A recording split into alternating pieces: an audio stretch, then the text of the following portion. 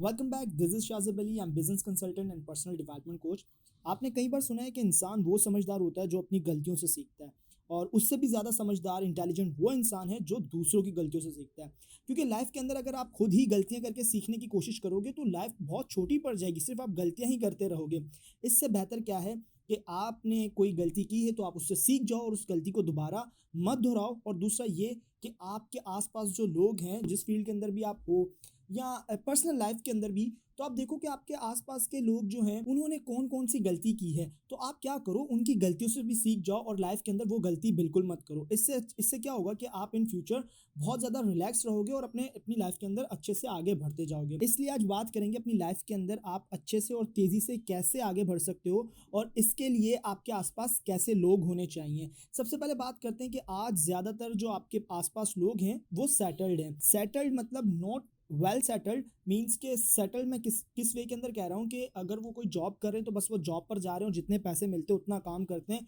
और बस जॉब से आकर और फिर वो अपना मोबाइल यूज़ करते हैं या टीवी देखा, इंटरटेनमेंट, और जिस तरीके से लाइफ चल रही होती है उसी तरीके से चलने देते हैं। लाइफ के अंदर जो भी प्रॉब्लम्स आती हैं, चैलेंजेस आते हैं, कुछ चैलेंजेस को वो एक्सेप्ट करते हैं और कुछ को वो इग्नोर करते हैं, जिसकी वजह से लेटर बाद में उनको जो है ना वो सफ़र करना पड़ता है, मतलब प्रॉब्लम्स का सामना करना पड़ता है। क्योंकि आप चैलेंज को इग्नोर कर रहे हो। इग्नोरेंस मीन्स के जैसे कि सामने से कोई मिसाल मैं आपको देता हूँ कि अगर आप रोड के ऊपर हो, सामने से कोई गाड़ी आ रही है और आप आंखें बंद कर लोगे तो वो गाड़ी गायब नहीं हो जाएगी, बल्कि आपने आंखें बंद की, गाड़ी वहां से नहीं हटी, गाड़ी आपको आके हिट जरूर करेगी अगर आप सामने से नहीं हटोगे। अब क्योंकि वो अपनी लाइफ के अंदर इस वे के अंदर सेटल्ड हैं कि वो जो भी काम कर रहे हैं, बस वो अगर जॉब करें तो सिर्फ जॉब पर ही जा रहे हैं, वो पढ़ रहे हैं तो वो सिर्फ क्लास में जो बताया जाता है उतना पढ़कर आ जाते हैं। और जब इस तरह के लोग आपके आसपास होते हैं और जब आप ऐसे लोगों से अपना कोई आइडिया शेयर करते हो या अपॉर्चुनिटी के बारे में उनको बताते हो, तो सबसे पहले वो आपका मजाक उड़ाते हैं और उसके बाद आपको नेगेटिव बोलना शुरू करते हैं कि क्या क्या कहा तुमने, दोबारा बोलना, क्या तुम नहीं कर पाओगे, तुमसे पहले अगर कोई कर पाता ना तो तुमसे पहले इतने लोग लाइन में हैं, वो कर लेते, तुमसे नहीं होगा, क्या बात कर दी तुमने, ये है वो है। और मतलब आपको क्या करेंगे, डीमोटिवेट कर देंगे। क्योंकि आप बचपन से ही उनके साथ रहे हो तो आपसे ज़्यादा आपका ब्रेन उनकी इंस्ट्रक्शंस को मानता है, क्योंकि इसी वे के अंदर कंडीशनिंग हुई हुई होती है। तो क्या होता है कि उनका मजाक उड़ाना, उनका नेगेटिव बोलना, वो आपका माइंड एक्सेप्ट कर लेता है और फिर आप उस अपॉर्चुनिटी के ऊपर काम नहीं कर पाते हो, क्योंकि उनके नेगेटिव बोलने के बाद आप भी उसी नजरिए से अपॉर्चुनिटीज को देखना शुरू कर देते हो। इसके अलावा अगर आप इसको दूसरे एंगल से देखो तो आपके आसपास के कुछ ऐसे लोग जो हर वक्त अपनी लाइफ के बारे में कंप्लेन करते रहते हैं कि लाइफ के अंदर ये चीज अच्छी नहीं है, जॉब अच्छी नहीं है, ये चीज बहुत खराब हो रही है, गवर्नमेंट को ये करना चाहिए, किसी और इंसान को हमारे लिए ये करना चाहिए, हमारे बड़ों को हमारे लिए ये कर देना चाहिए था, लेकिन अब तो कुछ भी नहीं हो सकता। हमेशा वो फेयर की बात करेंगे, वरी की बात करेंगे, जिससे क्या होता है कि स्लोली स्लोली आप भी उनके ही चश्मे से दुनिया को देखना शुरू कर देते हो। क्योंकि इस दुनिया के अंदर हर इंसान लाइफ को और आने वाली सिचुएशंस को, अपॉर्चुनिटीज को अपने नजरिए से देखता है। अब क्योंकि आपके आसपास के लोगों का आपके ऊपर इन्फ्लुएंस होता है, तो कुछ टाइम के बाद आप भी उनकी बातों को सच मान लेते हो और फिर आपको रियलिटी के अंदर वो नजर भी आना शुरू हो जाता है कि हाँ ये सच कह रहे थे। लेकिन ऐसा होता नहीं है, आप सिर्फ अपने नजरिए से ही चीजों को देखते हो। फॉर एग्जाम्पल, अगर आपका दोस्त कंप्लेन करता है कि गवर्नमेंट ने हमारे लिए कुछ नहीं किया, गवर्नमेंट को हमें जॉब्स देनी चाहिए थी अच्छी, लेकिन अब तो कुछ नहीं हो सकता, तो इसका क्या मतलब है। अब उसने अपने नजरिए से बात कर दी, तो क्या आपको सारी जिंदगी गवर्नमेंट का वेट करना चाहिए कि एक दिन गवर्नमेंट आपको एक अच्छी सी जॉब दे दे और आपकी लाइफ के अंदर जो भी आपकी ज़रूरियात हैं, जो भी आप चाहते हो, आपकी सारी ख्वाहिशात को पूरा कर दे। नहीं, ऐसा नहीं होगा। आपको अपनी रिस्पॉन्सिबिलिटी खुद लेनी पड़ेगी। अब इससे आपको ये तो क्लियर हो गया कि आज आपके आसपास के जो लोग हैं, आपके दोस्त हैं या फिर आपके रिश्तेदार हैं या जो भी लोग आपके आसपास आपकी सोसाइटी के अंदर हैं, अगर वो लोग ऐसे हैं जैसे लोगों को हमने डिस्कस किया, तो ये लोग तो आपको कभी भी एक्स्ट्रा ऑर्डिनरी नहीं बनने देंगे, ना ही सक्सेसफुल बनने देंगे। क्योंकि there is saying you will be the average of 5 people who are around you. अब उन 5 लोगों के सिर्फ एवरेज ही बनते हो जिनके साथ आप ज्यादा टाइम स्पेंड करते हो, जो लोग भी आपके ज्यादा इर्द गिर्द होते हैं। इसलिए आपने क्या करना है, सबसे पहले आपने अपने एनवायरनमेंट के अंदर ऐसे लोगों को लेकर आना है जो सक्सेसफुल हैं, जो पॉजिटिव हैं, जो मेंटली स्ट्रांग हैं, जो फिजिकली फिट हैं। देखो, आपको अपनी लाइफ के अंदर कुछ भी करना है, भले ही आपको कोई एक अच्छी जॉब चाहिए, अपना बिजनेस करना है या फिर कोई भी किसी भी फील्ड के अंदर आगे बढ़ना है, तो आप दो तरीके से कर सकते हो। पहला, आप अकेले ही ट्राई करना शुरू करो और ट्रायल एंड एरर्स की बेस के ऊपर आप वो काम कर जाओ। लेकिन ट्रायल एंड एरर्स अप्रोच के ऊपर बहुत टाइम लग जाता है। आप गलतियां करते हो, सीखते हो, गलतियां करते हो, सीखते हो।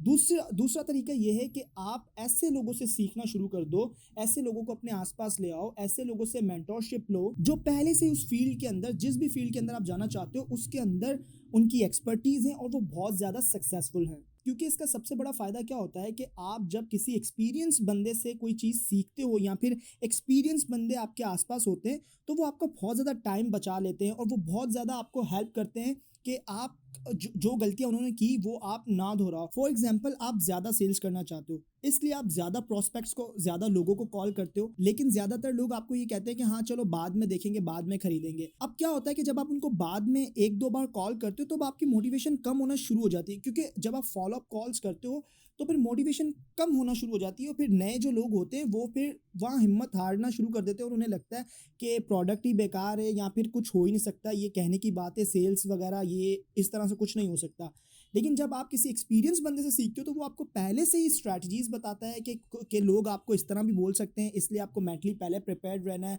आपको ये बोलना है, ये ऐसे करना है, वैसे करना है। इसके अलावा मान लो कि आप किसी एक्सपीरियंस बंदे से बिजनेस सीखते हो तो वो आपको पहले ही बता देगा कि यार देखो, जिस भी क्लाइंट से आप डील करने वाले हो तो आप क्या करो, पेपर वर्क जरूर कर लेना, एग्रीमेंट जरूर कर लेना, इन दो चार चीजों का जरूर ख्याल रख लेना।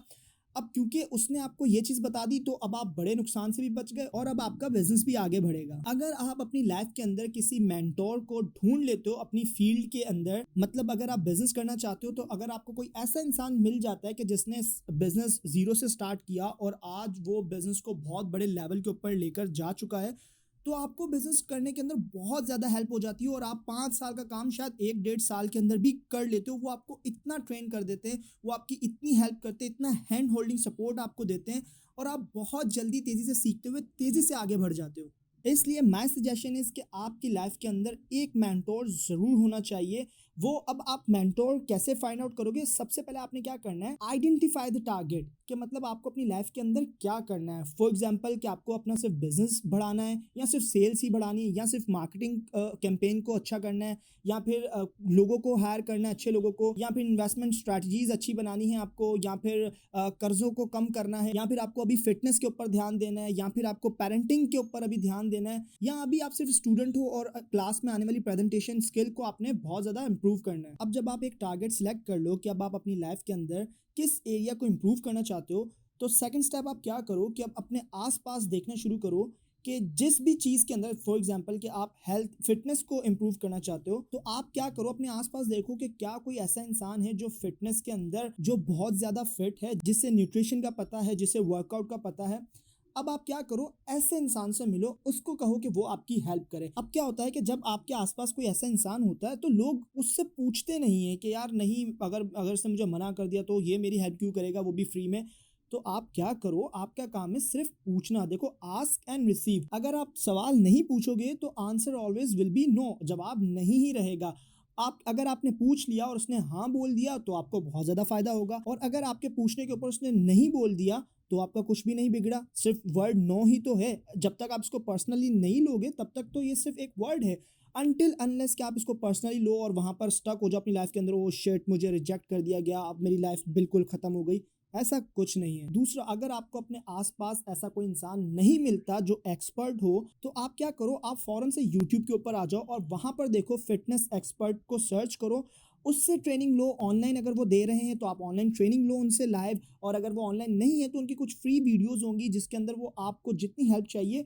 वो आपको वहां से इजीली मिल जाएगी। इसके अलावा आप एक्सपर्ट्स की लिखी हुई बुक्स से भी सीख सकते हो। इसके बाद आप क्या करो कि आप कोशिश करो कि आपकी डेली लाइफ के अंदर जो भी लोग आपके कांटेक्ट के अंदर आ रहे हैं वो किसी ना किसी फील्ड के अंदर एक्सपर्ट होने चाहिए, या आप खुद कोशिश करो, आप जितने भी एक्सपर्ट, आपको कोई भी इंसान ऐसे अननोन मिलता है और आपको लगता है ये किसी फील्ड के अंदर एक्सपर्ट है, तो आप उसके साथ रिलेशनशिप बनाने की कोशिश करो, इससे आपको बहुत हेल्प होगी। And remember, you will be the average of 5 people who are around you. At the end, say no to toxic people and welcome expert people.